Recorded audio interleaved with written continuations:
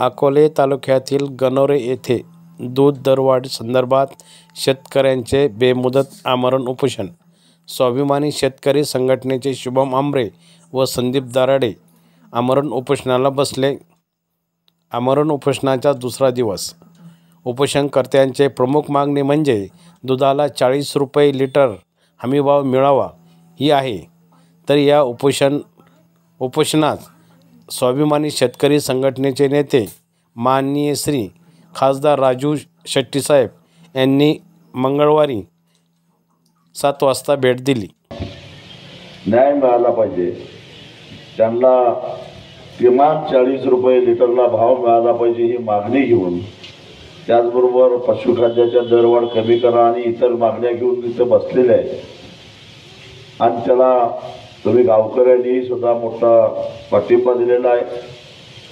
पंचक्रोशीतील गावांनी त्याला पाठिंबा दिलेला आहे।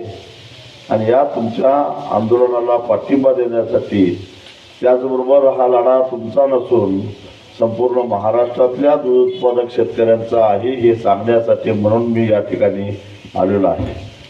खरं तर आपण सगळ्यांनी मिळून हा लढा जर का पुढे नेला तर मी तुम्हाला खात्री देतो या सरकारला गुडघं टेकायला लावल्याशिवाय सोडणार नाही।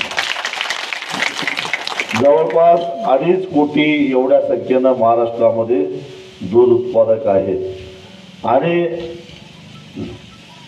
2-2.5 महिन्यानंतर महाराष्ट्राच्या विधानसभेच्या निवडणुका आहेत।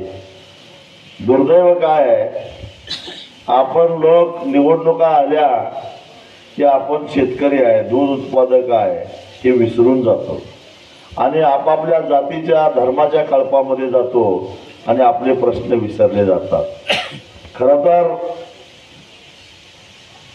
आम्ही भिकारी नाही आहे, त्या मुलीने सांगितलं बरोबर, आम्ही काही भीक मागत नाही आहे, पण यांच्या धोरणाचे आम्ही बळी पडतो, त्यामुळं आम्हाला हे आंदोलन करावं लागतं।